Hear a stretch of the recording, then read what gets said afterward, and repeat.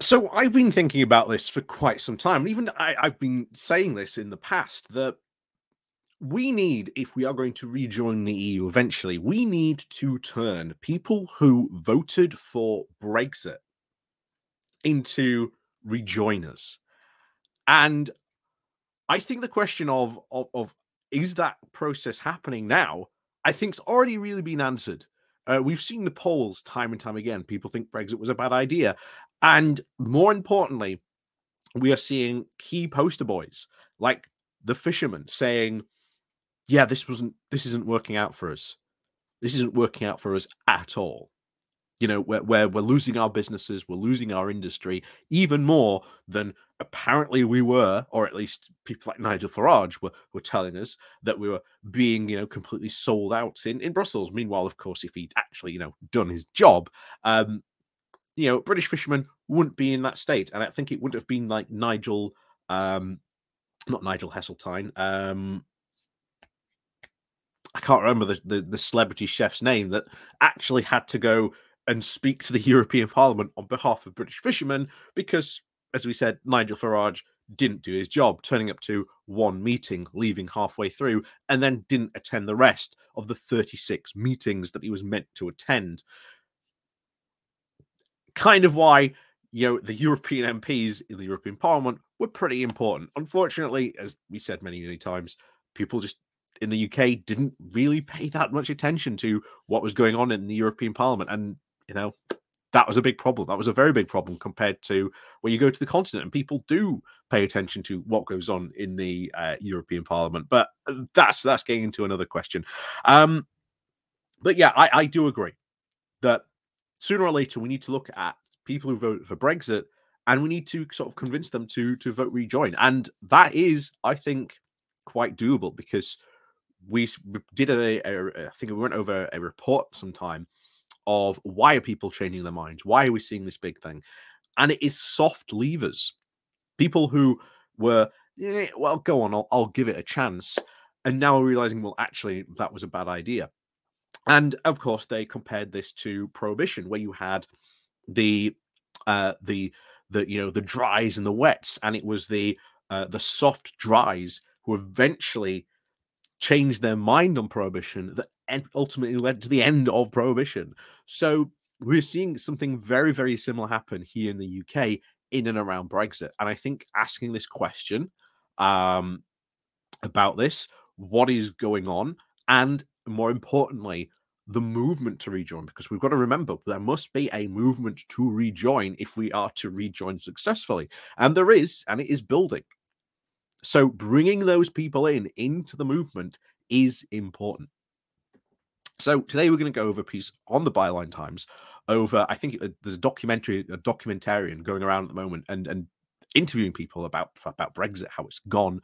And he is finding some of the most hardest people who were like for Brexit are now becoming the most ardent people for rejoining. But that's the way it seems to be going. So anyway, we'll go diving into this because I think this is a really good piece. And it's something I think we should need to sort of bear in mind when we think about, eventually on our path to sort of rejoining the EU. So as always, thank you very much for watching. Like I say, please do remember to click on the like, share, and subscribe button. There are links down below to my Patreon page, the one-off donation link called Buy Me Coffee, where you can all buy me a coffee. There's a YouTube thank you button, and of course the Pony Club as well. So let's get on into this. Like I say, this comes from the Byline Times with the title of it is in the former Brexit voters that now flame of a truly impactful rejoin movement is now being kindled. So here we go. When I first met Ian Perkins back in January of 2021, the Brexit transition period had only recently come to an end, and the UK formally left the European Union with a last-minute deal being agreed mere weeks before.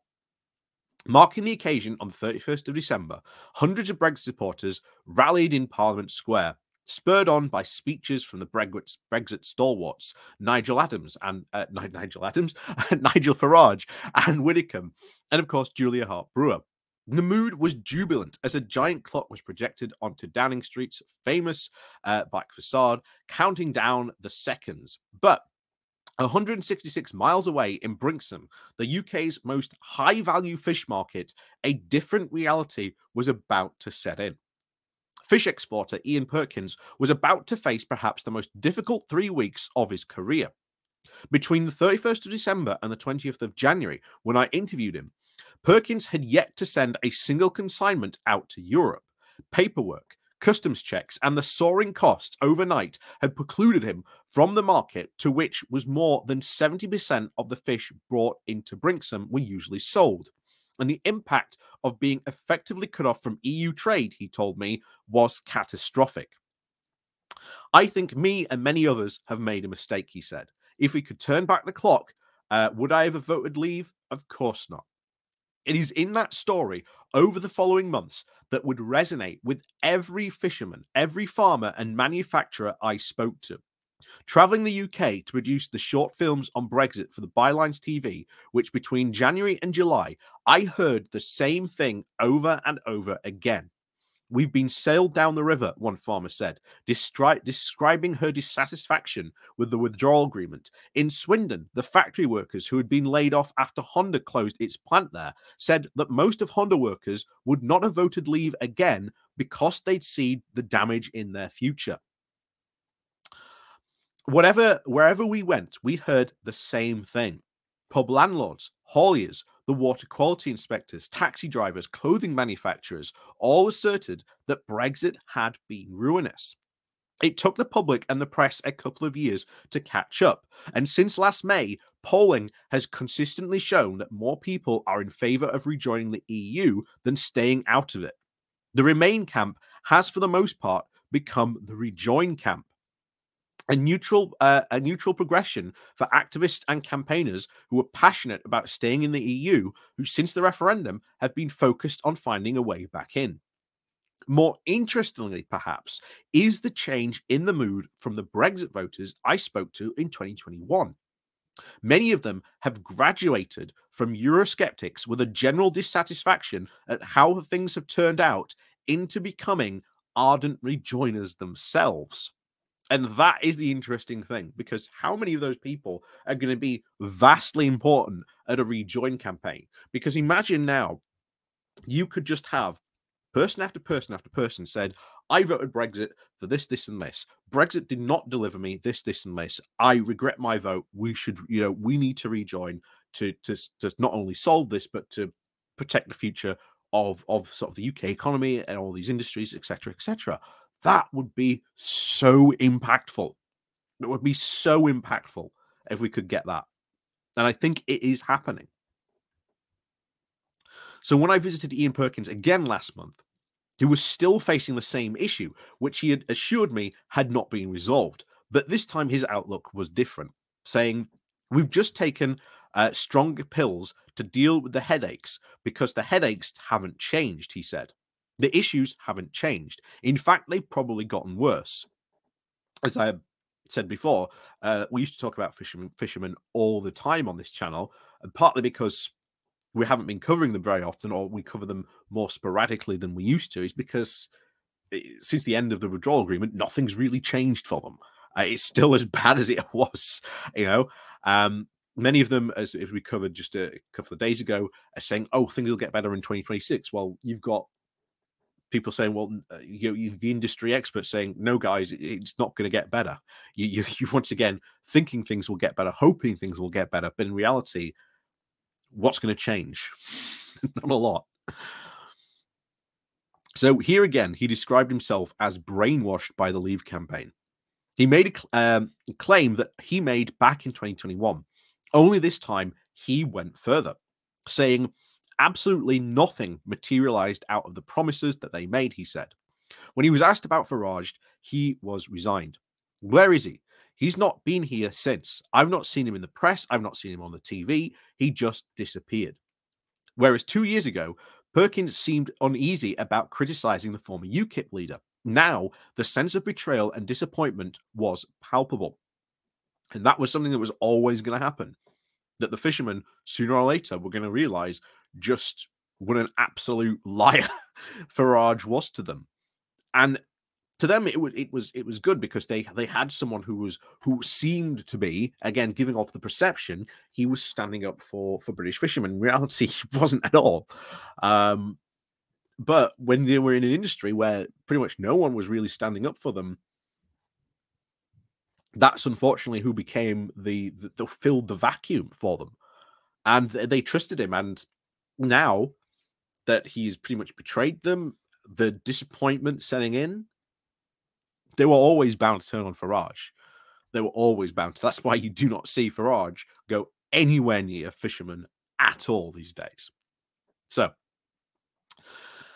when it comes to rejoining the EU, Perkins was unambiguous, saying, if we were to give him the opportunity to rejoin, I'd be the first to put my hand up to rejoin and get back in the EU, even if it involved being more of part of Europe, he said. If there was another vote, I'd go on the road and petition for it. As in 2021, Perkins again seemed to constitute a sort of advance guard of a sentiment among the various industries. While campaigns to rejoin the EU have failed to build any true momentum, the Labour leader, Keir Starmer, has repeatedly declared that the issue is settled, setting out plans to, quote, make Brexit work. Beneath the surface, though, there is disappointment that Brexit voters were already unequivocal about rejoining. Traveling the country, once again, they have told me the same thing, that no matter the cost, even if it meant deeper integration with the EU via ties like the euro, they would still rejoin. Perhaps the obvious progression from remain to rejoin makes the former campaigners to stay in the EU less than ideal candidates to convince the public. That is such an option should be on the table. Even if they've been proved right many times over, our political culture has changed since Brexit, and the mistrust of the other side now runs so deep it is unlikely that the most ardent banner bearers for Brexit will ever get on board with what they see as a mere continuation of the Remain campaign. In 2023, 7 years on from the referendum and 3 years after leaving the EU, it is in the former Brexit voters, many of them who are feeling the effects most keenly, and perhaps mainly fan the true flame of the impactful Rejoin movement is now being kindled.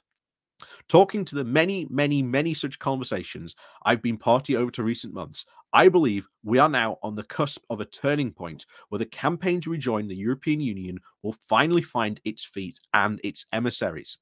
As Perkins said not 1 month ago, if it would remove the red tape, if it takes away all these amazing, massive costs, then that's the price we'll pay. We're not getting our fish back. We've established that. So that, I have to agree with, would make an incredible movement, a rejoin movement, because imagine now a rejoin movement fronted by people like this fisherman, like many people who maybe were at once, Eurosceptics, who are now saying, well, yeah, we'll rejoin it. I'll tell you what, we'll pay the price. Because if it removes all this red tape, fine. If we have to join the euro, fine. That, to be honest, if you had all these, now the former Brexit voters now leading a rejoin campaign, standing up against people on a debate stage against Nigel Farage, who basically lied to them, that would be incredibly, I do agree, that would be so impactful. It would be monumental. And